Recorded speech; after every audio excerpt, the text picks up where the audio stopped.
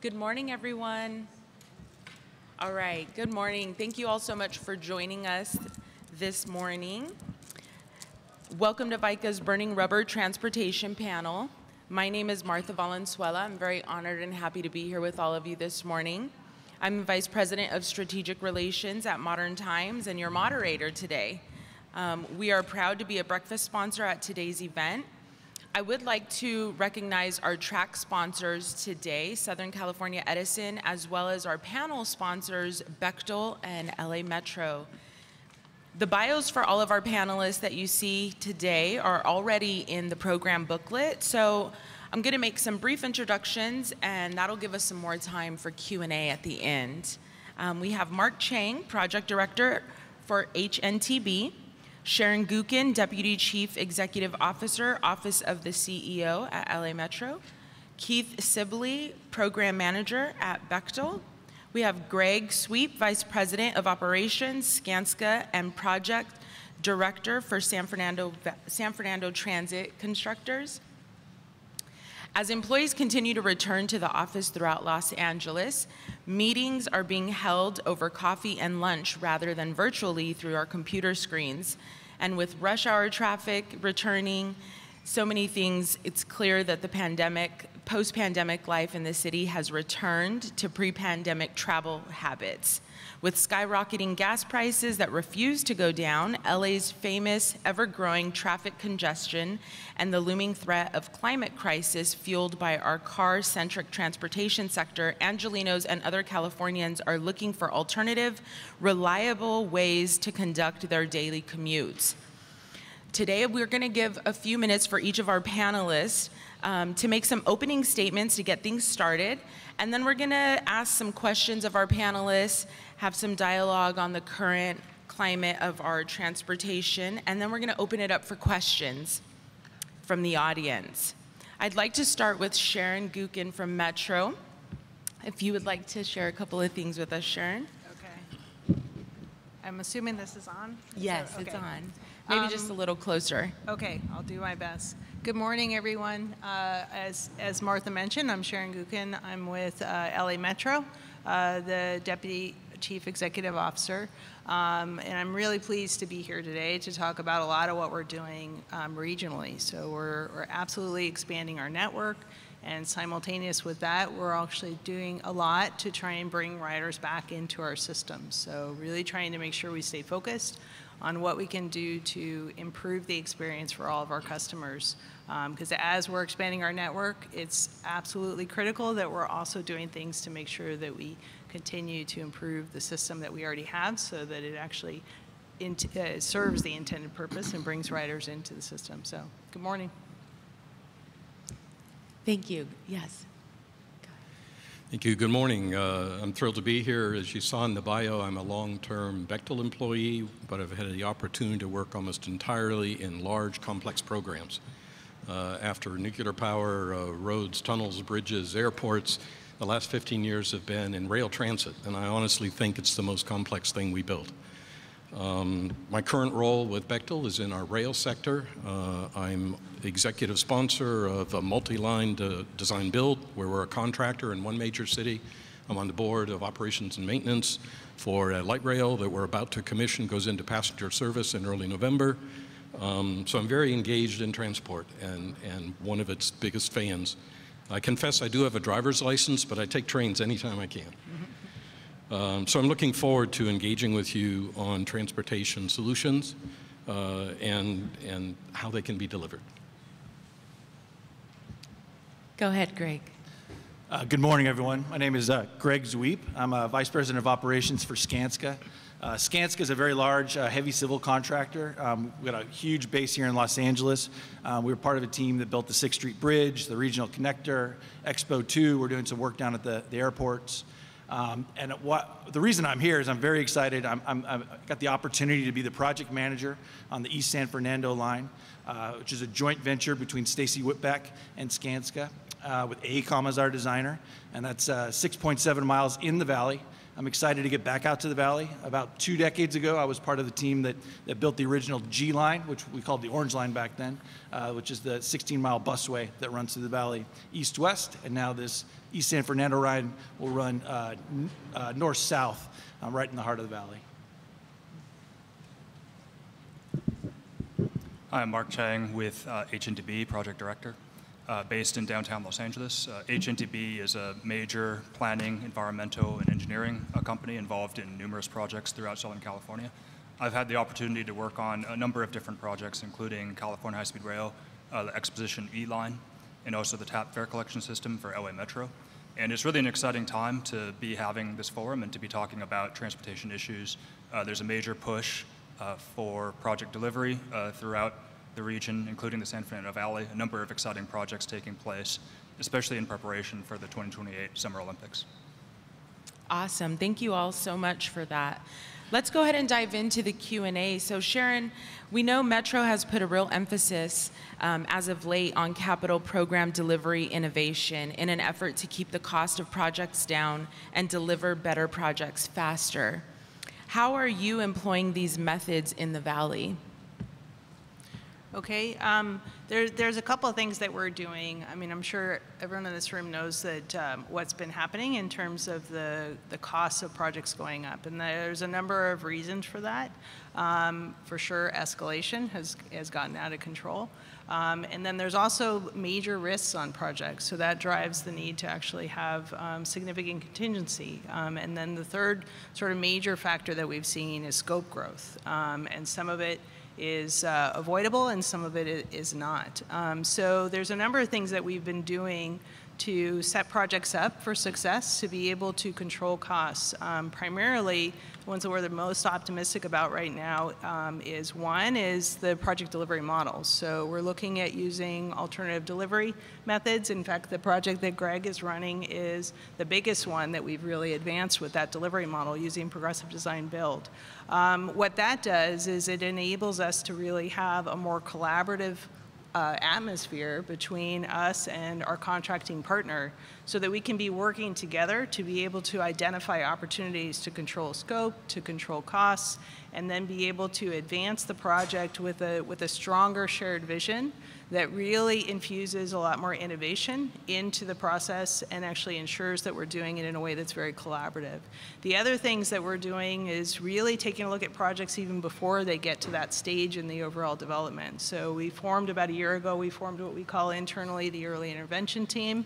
And the purpose of that was really to look at projects much earlier in their overall project pipeline and project life cycle so that we could be really benefiting from the collective wisdom within the agency in terms of lessons learned, where we see potential challenges, where we see potential opportunities, and be able to make sure we infuse that into the design development much earlier in the process. And then the other thing we're doing is a lot of the stuff that's very high risk. So underground utilities, geotechnical considerations, we're trying to get better information up front so that hopefully that minimizes the risk to the project downstream. But it's not a one-size-fits-all thing. Each project is going to be unique.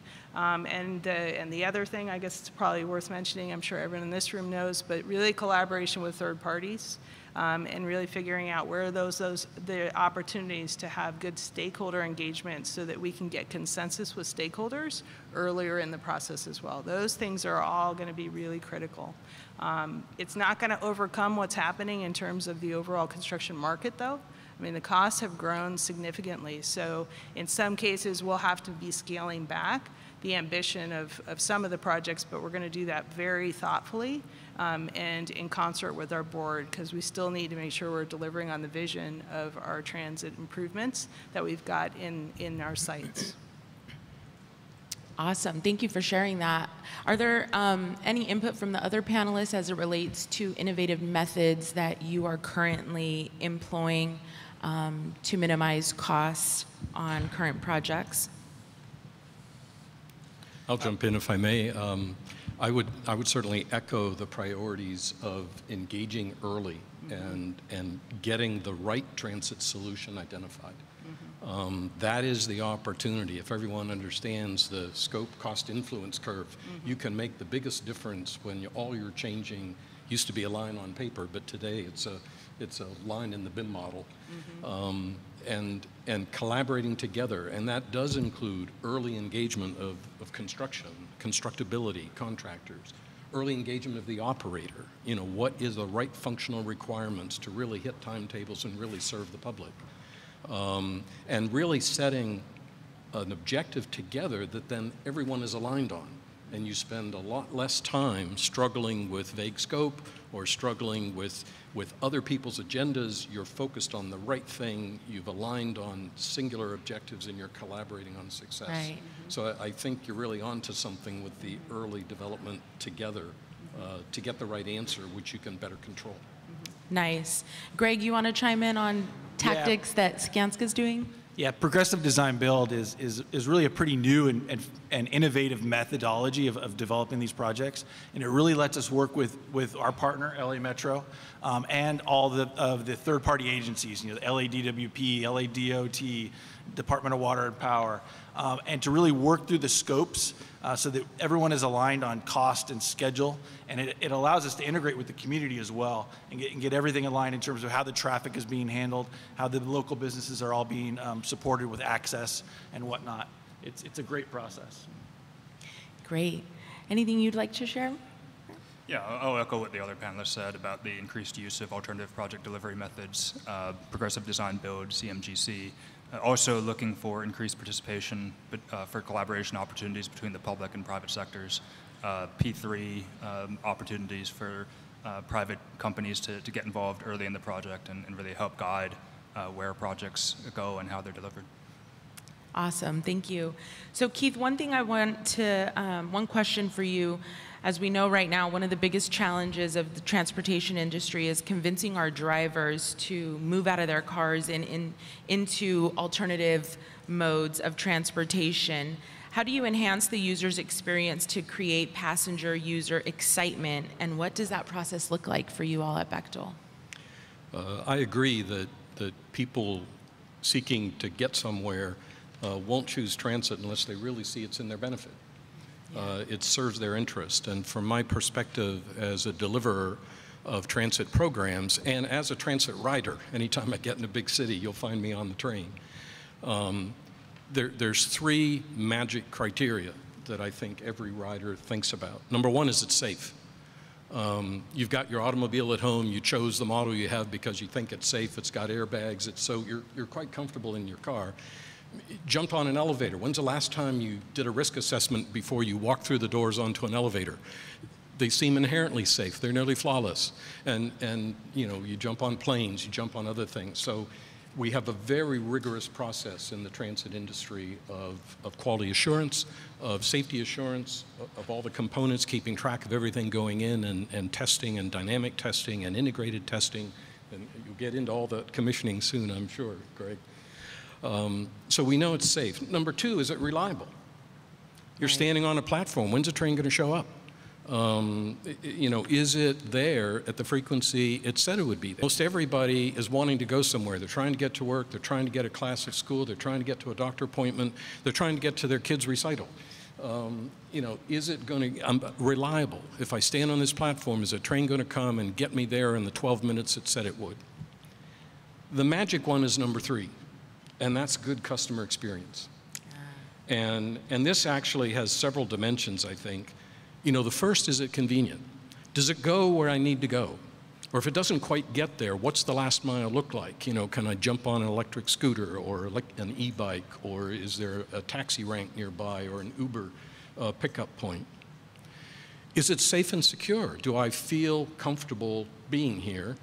Are there open spaces? Is it well lit? Is there CCTV? Are there available staff if I have an urgent need? Is it affordable? Is there an appropriate fare structure? It feels fair. It's convenient. I can get a travel card or I can use my bank card. What's the system like? Is it attractive? Everybody likes nice finishes, maybe even public art, if you've got the budget to include that. And even retail options. I was on one system, one city was kind of getting them all out of the stations, but now they're putting them back. Everybody wants a morning coffee. They want their newspaper sometimes, or definitely they want Wi-Fi. So is it attractive in that sense? And finally, is it comfortable? Are there accessibility provisions that include everybody? Is there available seating if it's been a long day, you're trying to get home, and you just can't stand there and wait for the train? And I mentioned, is there Wi-Fi? Did I mention Wi-Fi? Right. Our world operates on our devices, I think. But to me, every well-planned project begins with defining the functional requirements, proofing those out with the industry that needs to build it, but also fully engaging the stakeholders, the communities, in what they need and what serves their purpose. So, you know, empty trains begin to arrive when those early phases haven't really considered the true needs.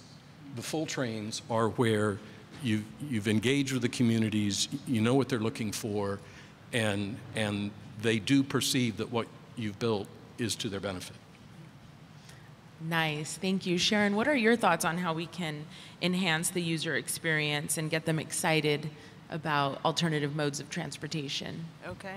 Well, I'm going to start by saying I think Keith might have just read our customer experience plan, because there's quite a bit that you just laid out that actually aligns with our vision. So, and what we're really working to try and do, and that, you know, from our perspective, we've defined it as 5 things, but it all overlays with what Keith just said, which is really safe, clean, reliable, comfortable, and convenient. Right, so all of those things are really embedded with what Keith just laid out. So there's a couple of things that are nuances to that with respect to the specifics of the metro system here in LA, though. One is where we've got new construction going, and that's where it's a little easier to make sure that we can effectively infuse all of those things. So if you look at the recent opening of our K line, so Crenshaw LAX line, as well as the recent opening of the regional connector. I mean, if you haven't been there, I would highly encourage you to go and take a look at what we're doing with the new construction in terms of the new stations, for sure, infusion of public art, and making sure that we do it in ways that really aligns with the adjacent communities, so that it's a reflection of those adjacent communities. It ties well into their needs, so that it's something that they feel proud of and that they want to ride. And then we've also got the existing system, which in some cases has had some challenges because of post-pandemic. A lot of it is post-pandemic in terms of what happened in the system when riders went away and others started to come into the system. So we've been progressively addressing that. So we've got quite a bit that we're doing to make sure that we can enhance the safety of our system.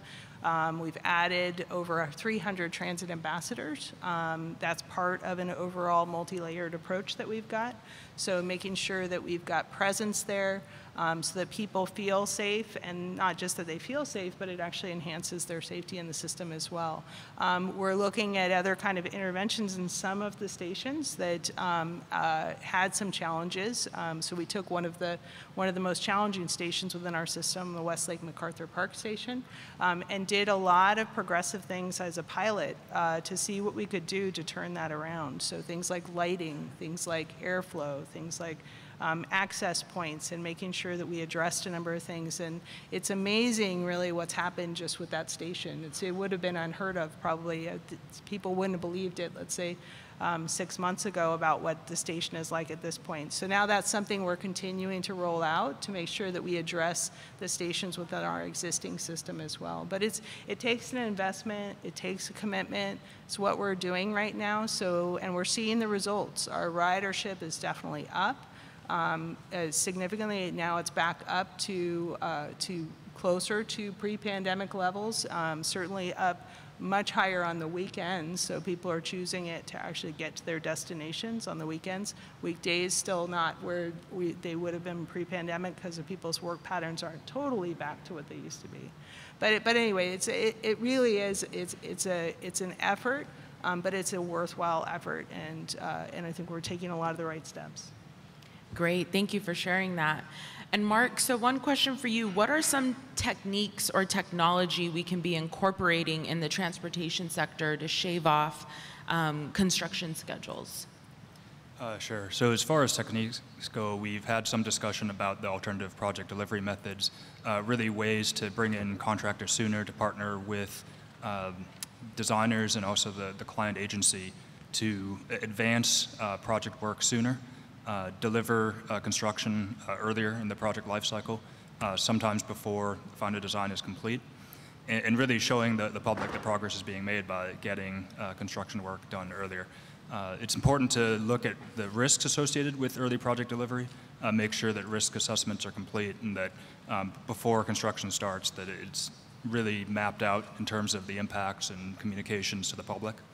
As far as technology goes, we've seen a number of new innovations that are influencing the way projects are constructed. Just a couple examples. So one is drones to collect aerial survey data. There's also digital twin technology, which is basically creating digital replicas of project construction sites so that collaboration can take place in a convenient manner among the various stakeholders to really look at potential issues for project construction sites without necessarily needing to be there in person. So just a couple examples.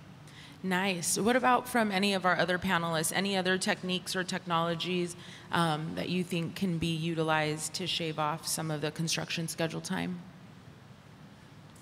I'll jump in and please. I borrowed it from Covey, but beginning with the end in mind. It's one of my favorite of the 7 habits, and I love that. And I mentioned already about beginning with engagement of construction and the operator to get the requirements right, including the commissioning, because at the end of the day, you've got to commission something the operators want to run. And you waste a lot of time at the end if you have not thought it through and you haven't put together the safety assurance tracking as you go. And suddenly you've got thousands and thousands of documents that are required by the regulators and the safety assurance case in order to open anything to the public. These trains have anywhere from 150 to 1,500 people on them each train. They cannot make a mistake. So you've got to begin with the end in mind. And I do agree that today's technology, I think there's terrific opportunity. I agree with Mark that the digital models, we can use those from the very beginning in the planning phases, all the way through execution, all the way through asset management as we bring things together. Assets are all the devices, the track, the computers, the cameras, everything is called an asset in the rail business. And you can make it more efficient. But also put a caution out there. Technology is flashy and beautiful, and but anyone who has one of these knows that 3 years later this is a dinosaur. and our projects take 7, 8, 10 years to build. So how many dinosaurs and obsolete components do we have by the time we're ready to turn it on? And so understanding how you embrace technology, understanding don't be the first of a kind, but be an early follower, because you want something that you're sure works. Everything's got software. It seems like everything out there has a chip in it, and everything's got to be configured. We want that leading edge technology because it makes our railways amazing. They can be self-driving, for example. There's still give and take on whether that works in cars. I think crews just lost their license at the moment, but to operate. But on trains, I mean, they're only going one place. They're following down the track, and they could, just like the lifts. When's the last time you got on a lift and there was an operator sitting on a stool? For decades, lifts had to be operated. Today, you never see anybody operating a lift, and trains have that potential. They can be driverless as well. They just go horizontally. They don't go up and down.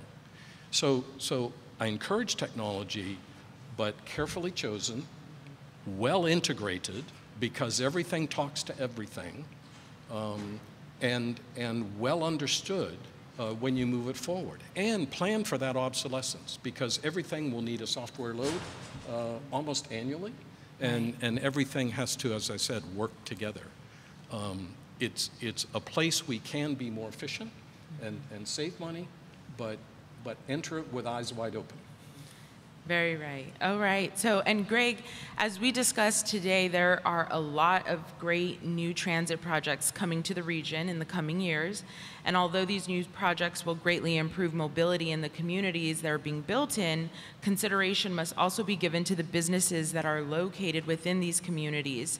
How can we ensure that small businesses are not left out of the discussion and remain supported throughout the development process and well into the future? Thank you. Excellent question. These transit projects are very exciting. There's a growing investment in the valley, as we mentioned before. There's work on the G line, there's work on the East San Fernando, which runs on Van Nuys Boulevard, and is heavily integrated with all the local businesses along that alignment. We'll be working right up to their doorsteps and right into their parking lots. It's all about communication, predictability. We really focus on traffic control, making sure that there's local access, making sure that we understand from the local businesses whether they prefer us to do the work at night or work during the day, depending on what type of business they have. Whether local residences, community members, obviously are very important to us. Metro has some fantastic programs, the Business Interruption Fund, the Business Solutions Center, which also helps small businesses work through issues. Business Interruption Fund actually can even provide additional services if you have enough documentation in terms of cash flow and whatnot. So it's wonderful to really work with these communities. East San Fernando Project's got a program called Cultural Competency, which is going to allow us to really go above and beyond what we've typically done in the past in working with the community and really engaging with the community. Awesome. I think this is a great question also to allow our other panelists to chime in on as it relates to ensuring that small businesses are not left behind when we're thinking of the projects that are being built throughout the communities. If any of you would like to jump in and share on what your thoughts are. Yes, Sharon, please. No, I definitely want to chime in on that one. And I would say it's a couple of things, so the way you've worded it. So for sure, what Greg's laid out is critical to us in terms of businesses who are along the construction corridor and making sure that they survive the construction phase so that they can benefit from the future build. So that is something where we started as a pilot, and Greg mentioned it.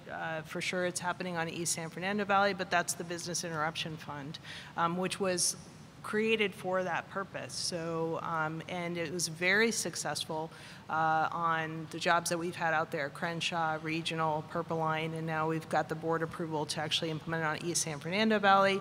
And they've also requested that we take a look at making that permanent because of its success. And what it does is it enables us to really be able to work with some of the small businesses in the vicinity of the corridor, some of those mom and pop businesses that may not typically survive a construction impact because they've got a loss of people coming into their facility during the construction operation, and identifying a funding source to be able to help them, as Greg mentioned, if they meet those requirements. The statistics that we've looked at is, I'm trying to remember the specific percentage, but it's somewhere around 70% of the businesses are still in business at the end of construction. And so that's some of the stuff that we've seen that's really some of that success. Another aspect really is making sure that we infuse the responsibility on the contractor to bring in small and disadvantaged businesses within their team, and that's also really important. Obviously, it's a requirement when we have federal funding to be able to do that for disadvantaged businesses, but it's also important to Metro that we do that for small businesses as well. So we established small business prime contracts as an example. We have coordination with TBAC, who's our Transportation Business Advisory Council. But it's a very important and high priority for us as an agency that the work that we're doing, that there's a component of it that small and disadvantaged businesses benefit from it as well. So it's very important. Mark, what are some of your thoughts on how we can ensure small businesses aren't left out of the discussion during the development phases? Yeah, I'll build on what Sharon indicated. I mean, in terms of what H&DB does, we're always looking for good, small, and disadvantaged business partners that we can collaborate with in terms of project delivery. We attend a number of outreach forums and events. We have mentor protege programs to help build capabilities and really work with small businesses to make sure that they're delivering the right types of services for projects. So H&DB is certainly very active and looks for opportunities constantly to integrate small and disadvantaged businesses with project delivery. Nice. And Keith, starting with the end in mind, what are some of your thoughts on how we can ensure small businesses aren't left behind? maybe it's the tenet, and I think Greg described a number of the mechanisms, is first do no harm. I mean, we want to build the project. We want to execute that work. It's going to bring trucks in the neighborhood. It's going to create, you know, some dust. But what are we doing to really take care of anything, to minimize that harm? The traffic management, the working with the businesses, those are all great methods. We kind of refer that as the license to operate. Engaging the communities, you need their support, you keep them informed, you let them know what's going on, whether it's a storefront facility where staff is there a couple days a week, or whether it's a biweekly or monthly community meeting where you give them the project statistics and you avoid surprises. Nobody likes surprises. I hate surprises. Well, maybe on my birthday, but other than that, in business, we don't like surprises. And to me, this gets back to fundamentals. We talked about alignment of the team, and it's based, though, on some core values. We want a safe job. We don't want to hurt anybody. We want a quality job. We want to build the right job and make sure it's safety assured. But fundamentally, we need sustainability, and that includes the social and economic sustainability of the communities in which we work. And so that needs to go back to the heart of your decision making so that you include those impacts in how you decide to do things, and make sure you engage the community. If there is an adverse impact, you need to work together to mitigate. But right. It's just part of doing business correctly. That's right.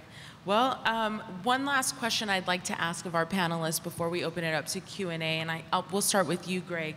Right now, we're seeing record number of new transportation projects coming to the Valley and throughout LA in preparation for the Olympics.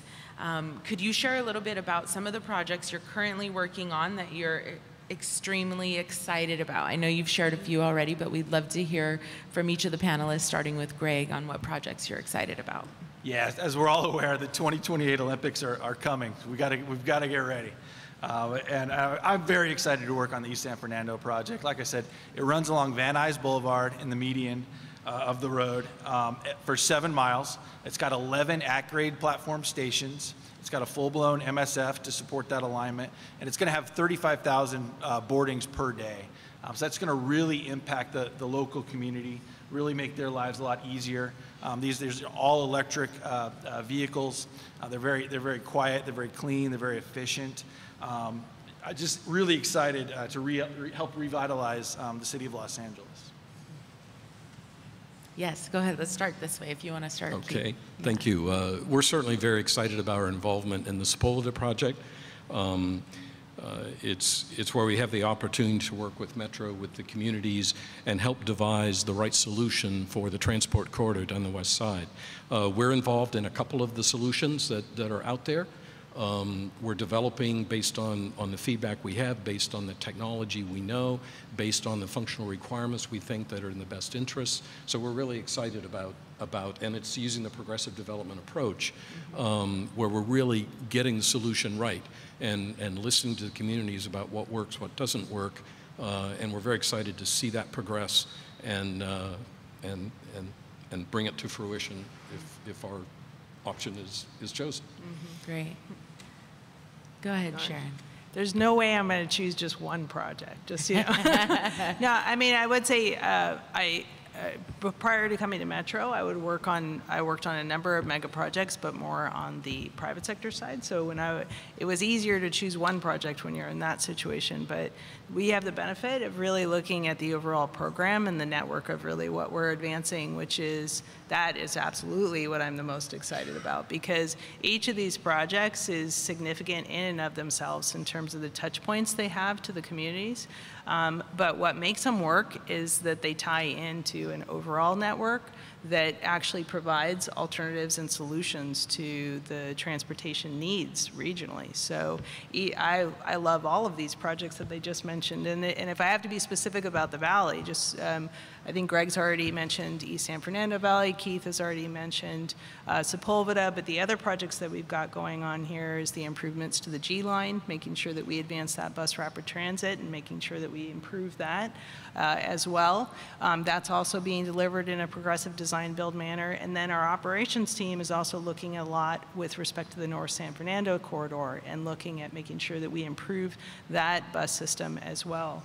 Other things outside of just the transit system is a lot of the joint development that we've got going on, which is also critical to looking at the overall benefit of the program and the network, because now you're actually trying to make sure that you integrate solutions with the local communities that actually create spaces for people to live and work that is directly adjacent to your facilities, and then not to leave it out, but first last mile is also critically important. So in my mind, what I'm most excited about is the network of the overall system, because that's when you really are creating an environment that's going to draw people out of their cars and get them to choose transit.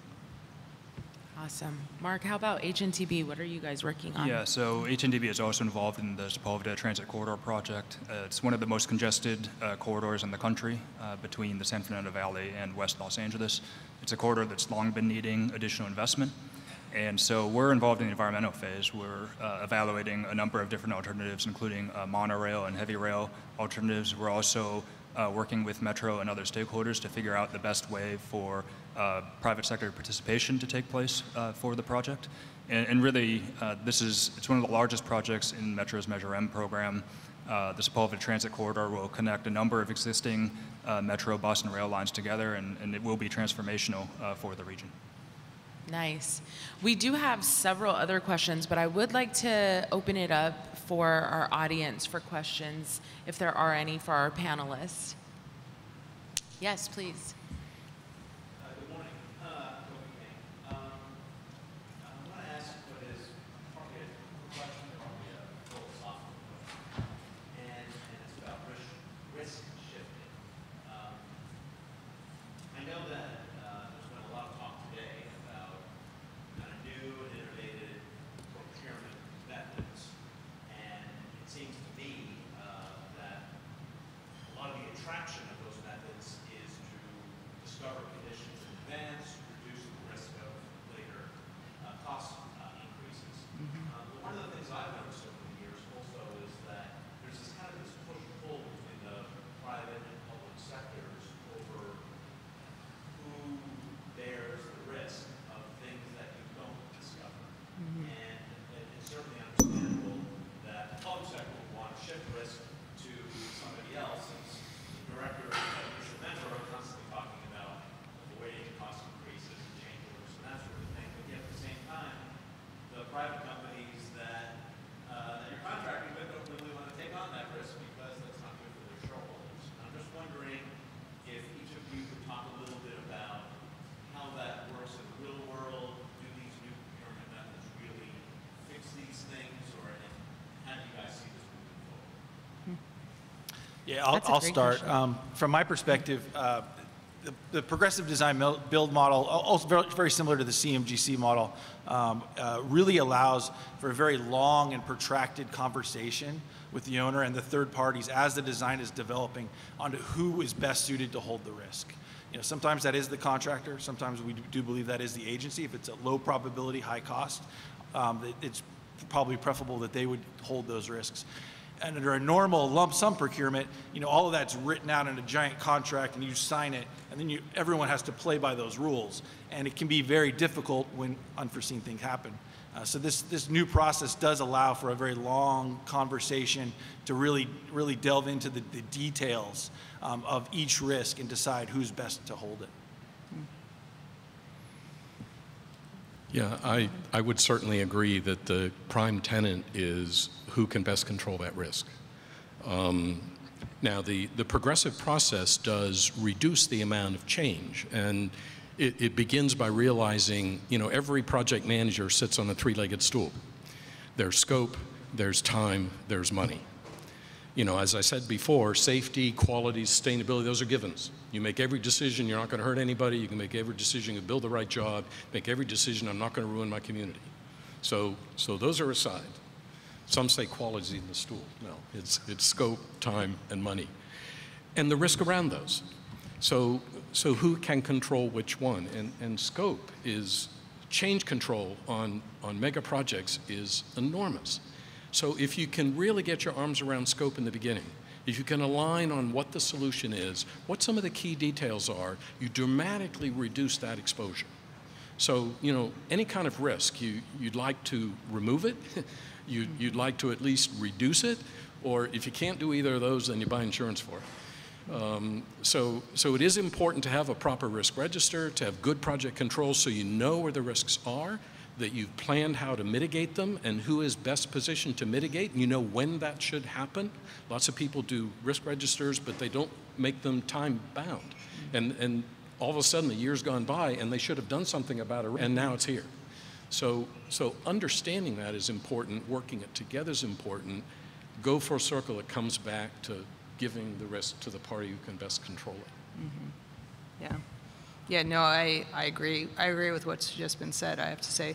And maybe what I would add to that is part of the reason why you see the market transitioning is because it had gotten to the point where the risk transferred to the private sector was no longer tenable. That was very clear. And either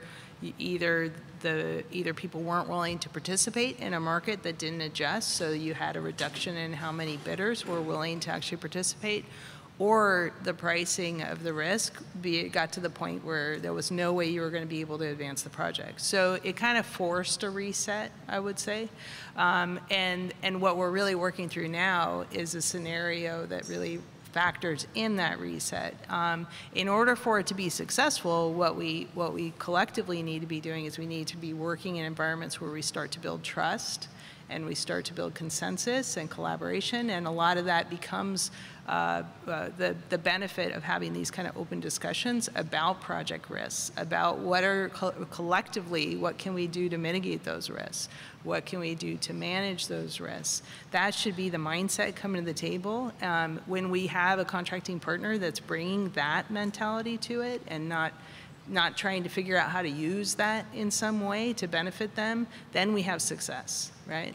So that's really what needs to come out of this process. That's what we're excited to see if we can really make sure germinates in the industry right now, because then what you really have is you have all the parties working together to mitigate risks and not just protect their contractual turf, if that makes sense.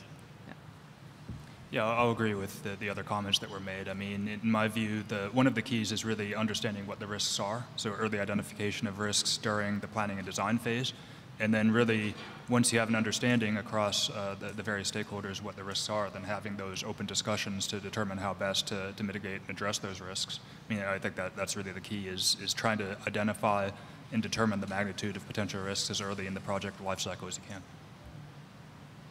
Any other questions from the audience?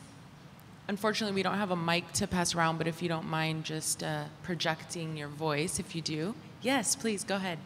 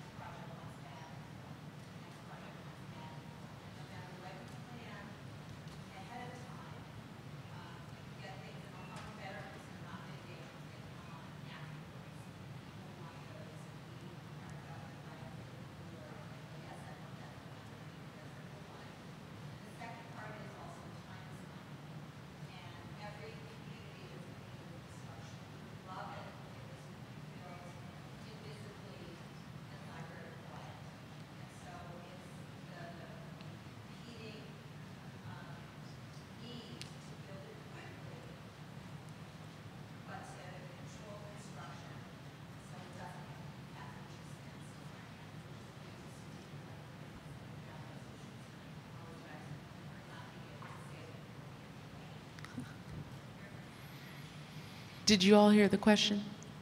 Please, go ahead. You want to start, Sharon? You want me to start? Jody and I talk all the time. She doesn't need her may respond. We could go with Greg if you want. Yeah. But. No, I know. But ultimately, I think what we try and do, and I'll let other people kind of chime in. But with respect to competing requests, let's start with that one. I mean, I think what's really important is to constantly stay true to the core of what we're doing with each project, so that we can maintain consistency with how we treat different regions. If we start to do something special for one region without having a real understanding of how they're contributing, why there's something extra there that makes sense, then we run into a lot of problems. So we have a lot of policies and procedures that we really need to refer back to and that guide our decision making about how we respond to those kind of requests. And it's really important that we do that, because if you start to lose that, then you're a lot more susceptible to the extra requests from one region or another. That one for sure. And I'm trying to. Then the other thing I think you were talking about is schedule. So and the fact that everyone wants their project now. And so for us as well, a lot of our projects are under the umbrella of the Measure M program. So, from that perspective, we have a very clear timeline in the expenditure plan of the sequence of the projects that we're going to be advancing. We try and stay true to that.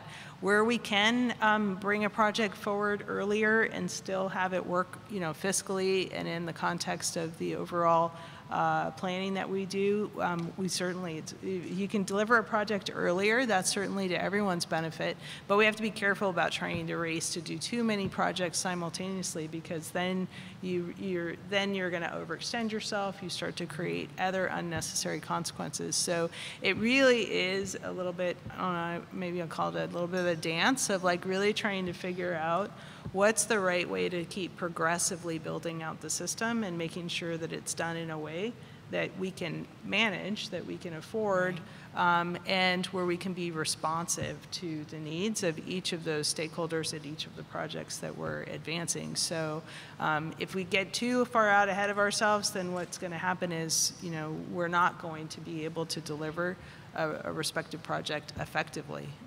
That's really what it comes down to. But where there's opportunities to accelerate and still meet all the needs of the constituents and meet the needs of the project, and not increase risk by trying to rush a project forward and that hasn't been effectively vetted, that's absolutely something we would be looking to do. Awesome. Greg, what are your thoughts on?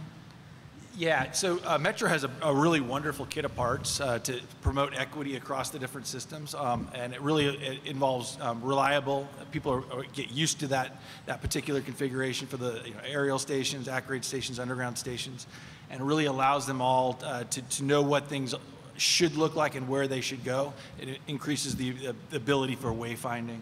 And with respect to schedule, a lot of that's driven by lane closures, traffic closures. We do a lot of 55-hour weekend closures. If the community will support that, we'll be able to shut down the road, and we'll work 24/7 through the full weekend.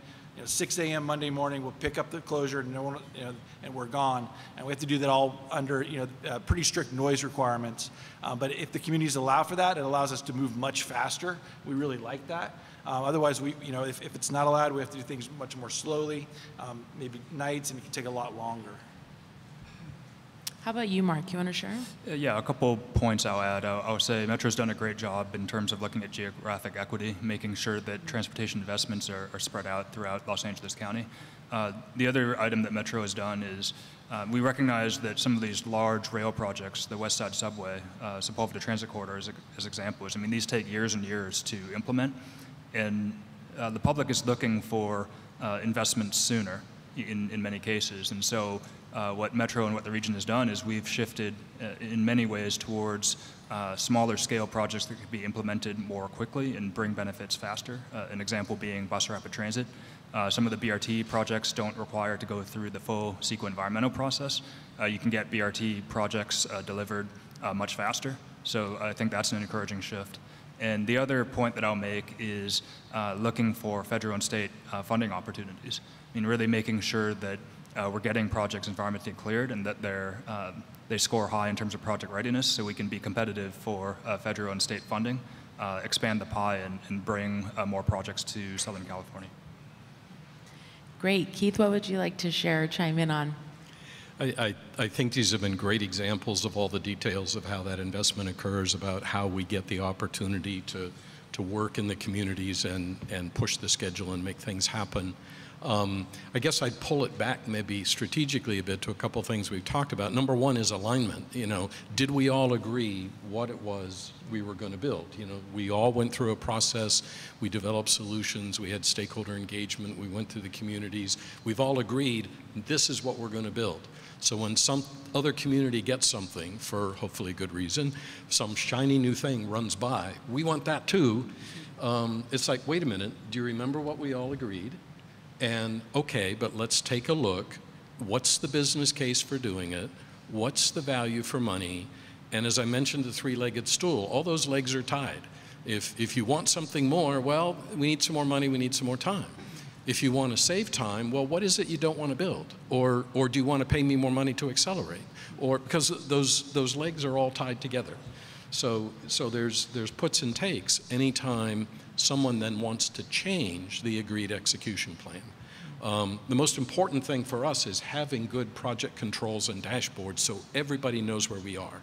And I love sunlight. Transparency on where we are is important, certainly between contractor and owner, but actually between us together and the community, so that they're never under an illusion where things really are. And if we can't get traffic access, if we can't get certain closures, if we can't get a permit, everybody then is informed, I'm sorry, this is going to push us out 60 days or whatever. So that information, I think, helps everybody come along. Or if they get together and really the community can enable things to happen quicker. And we work together and pull it back. But it really is that engagement, and it really is using the control tools so we all know where we are, and it's remembering what we agreed to do in the first place, and if you want to change it, what's the impact? That was a really great question. Yes, please, go ahead.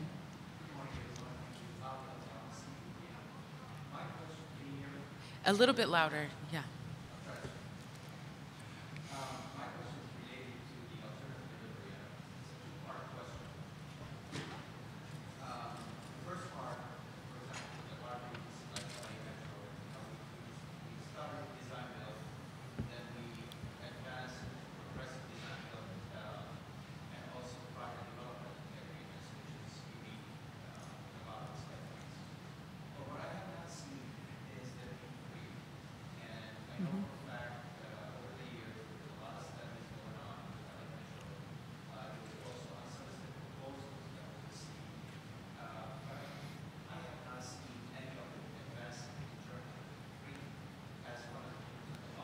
So that's the first question.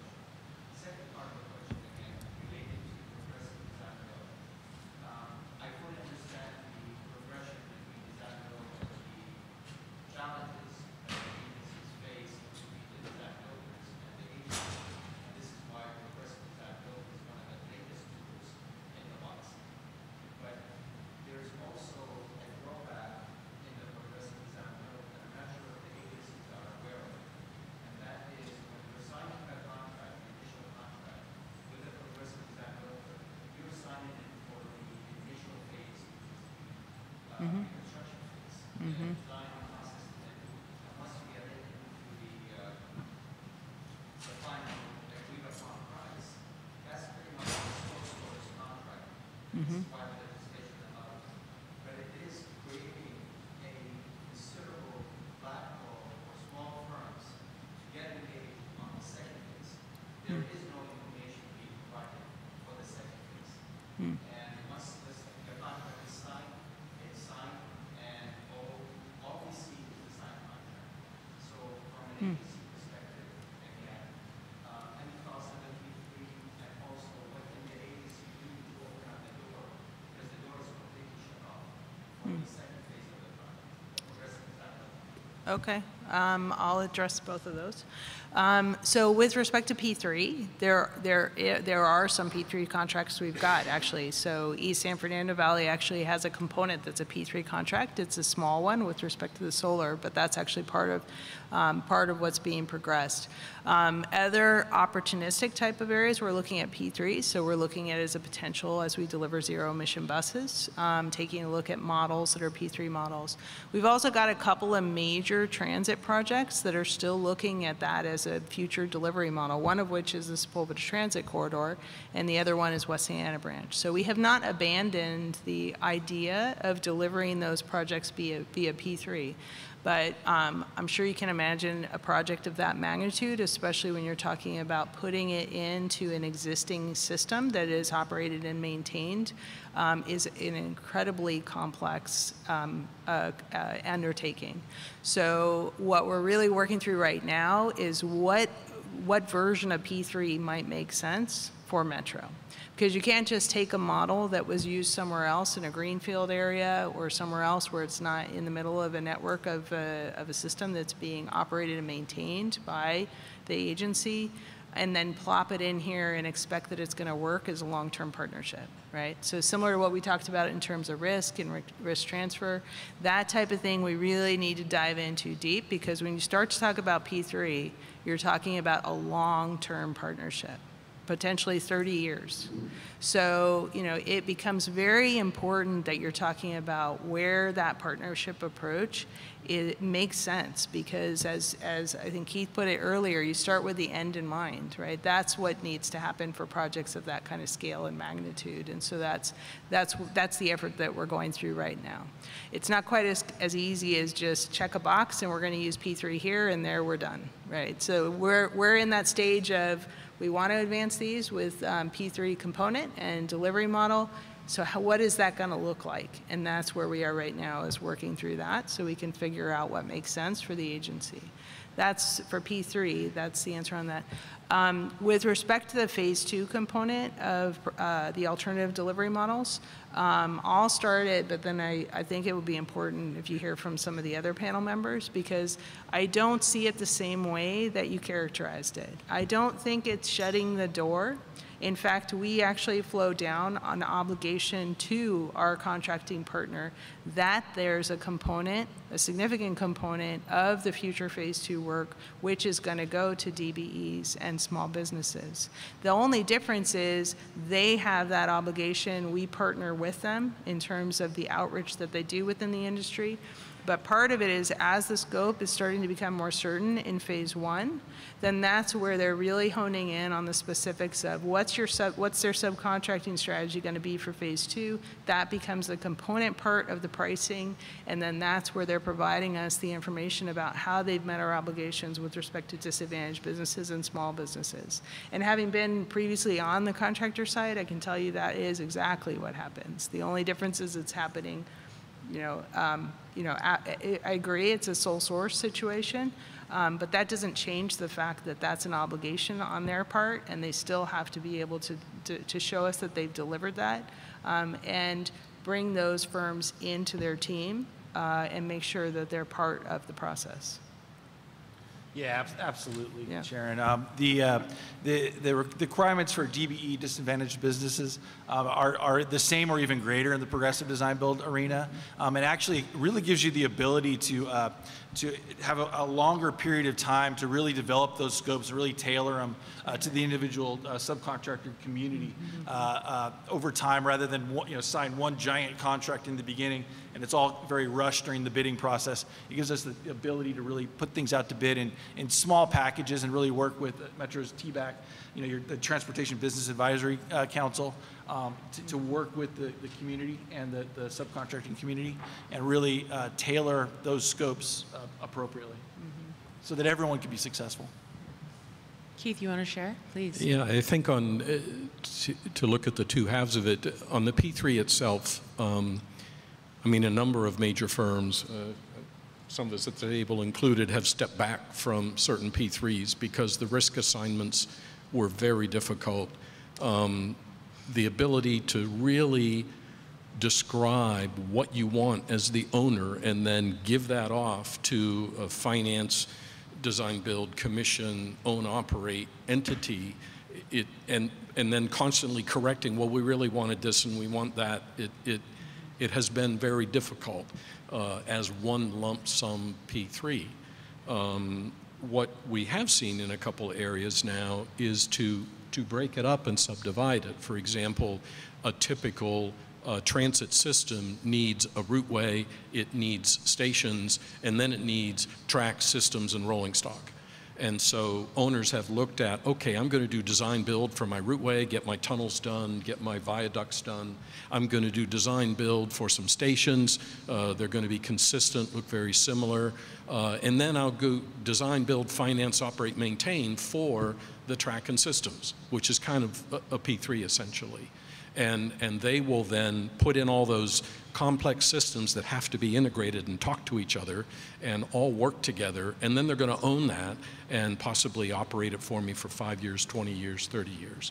So kind of breaking down which components include finance is a fresher way to look at, I think, the P3. And then the second part of your question, I agree that there are obligations that we certainly agree to sign up for in our early work developing options. We have a long list of small firms, and we've done outreach programs here in Los Angeles and tried to recruit and identify firms that bring something to the table, and we want to see them grow. We want to give them authority, accountability, and help them truly grow as professional firms, not just have a number that meets a statistical requirement. We're very interested in training labor, in essentially apprenticing small business and raising all boats as the tide comes in. That would definitely continue should we get the option to then actually execute. It's fundamental to how we do approach it, and it's part of our core value sustainability about social and economic engagement of our communities. Anything you'd like to add, Mark? Nothing to add for me. Thank you. All right. I think we have time for one more question. Any other questions from the floor? Please. Maybe this one's to Sharon. Federal funding and local funding so far from state, there's some great projects as well. Do you think that maybe having sort of shovel-ready projects on the shelf might help us speed up that process, or any other ideas on how funding might accelerate it? Let me make sure so you're about acceleration of funding? Is that what? Oh, shovel-ready projects, yes. Yes, I mean, where that makes sense, I think if we have shovel-ready projects and they're just waiting on funding, yeah, for sure, that is something that it would be in a position where it puts projects in a competitive position to be able to get the funding. In terms of the projects that we've got in the pipeline, many of them aren't fully funded right now. So if you think about something like West St. Anna Branch as an example, I know we're in the valley right now, but that's probably a good example where and a number of the ones in the Measure program. So we've got Measure funding that's been dedicated for these projects. We're doing everything we can to try and figure out how to keep the costs down so we can keep it within the affordability range that's within Measure M. But with what's happening in the market, that's a challenge. So, but that doesn't inhibit our desire and our recognition that we need to keep moving these projects forward, because in order to be able to secure the necessary backstop funding from either state or federal sources, we need to be able to show the agency, show the state or the federal governments that we have a project that's ready, absent that that funding, the funds to be able to fill that gap. So that's exactly what we do. We just happen to do it with large projects. But that's exactly what we're doing. So we keep pushing projects forward to make sure that we create more and more certainty of the benefit of the project. So the community engagement, the support, get through the environmental approvals, minimize the risk on the project, create more certainty that the project is ready, and that actually puts us in a stronger position to be able to prevail when we're looking for state and federal funds. The real challenge becomes that the pool of money that's coming from state and federal sources is starting to be diminished. So really trying to make sure we put ourselves in the strongest position to be very competitive for the available funds that are there. So yeah, being shovel ready for sure is part of that process. Yeah. Any other questions? All right, well, I think I'll ask one last question of the panel. We have just a few more minutes. But one last question for travelers, as we know in Los Angeles, in an effort to make traveling easier, what focus is being placed on the first and last mile trips? What efforts are being made to improve access to transit within the first and last mile? Mark, you want to chime in? I can start. I mean, in terms of first, last mile, that's increasingly been a recognition that first, last mile improvements need to be incorporated. So part of that is really looking at the site and considering multiple modes of transportation. So pedestrian improvements, bicycle improvements, looking at places for Uber and Lyft pickup and drop off. So it's been an increased emphasis. The other area I'll note is in terms of transit-oriented communities. Metro does have a TOC group that is looking at ways to essentially improve land uses at key TOC sites. And so the integration of transportation and land use, that's another very important aspect of making sure that first last mile plans are developed properly. Keith? Yeah, to me, there's kind of two parts to that. I think it's internal and external. The last mile internal in the sense of does the transit solution interface intermodally with bus networks or shuttles or other parts of the agency's transit options. Externally, have we provided intermodal opportunities? I mentioned e-bikes and e-scooters, cycle storage for keen cyclists who want to get off the train, jump on their bike, and get to their place of business that way. Taxi ranks, rideshare ranks, the external components. So including those in how stations are designed really helps draw passengers in because they can see how to get all the way to their final destination. Right. Greg, anything you'd like to share? Yeah, with modern 3D design technologies nowadays, you can really use virtual reality, help you with the wayfinding and really work through those issues between the transfers. There's a lot of the ridership's driven by the headways, which is how far apart the trains are, how many minutes the trains are apart, and then how you transfer between the different modes of transportation are extremely important to getting better ridership. Please, go ahead, I'll Sharon. just add, the final thing really is the coordination with the local communities. I mean, that's really key as well. So, in order to make sure that we've got a really clear and cohesive first last mile vision for our system, it's making sure that we've partnered with the local communities as well. So we support that effort with them and really helping them develop for first last mile planning, for connectivity with our transit system and our transit stations, for our projects as well. There's obligations associated with funding that comes from the local entities when they have a station within their region, but we recognize that if they're advancing first last mile planning, that can be an in-kind contribution, so that's another way we really look to them to be able to encourage that. But it's really making sure that the communities are engaged in the process and that what we're doing in terms of connectivity to our system aligns with their vision of what they're doing as well. Awesome, thank you for sharing that. Well, this brings us to our time, so if there's not any other questions from the floor, I'd like to take a moment to once again thank our track sponsors, Southern California Edison, and our panel sponsors, Bechtel and Metro. Thank you to our panelists. If we could give a round of applause to our panelists. Thank you for spending your morning with us. The next panel begins at 11:15, so please all you're welcome to network and engage with the exhibitors. Thank you all so much for joining us this morning. Have a great day.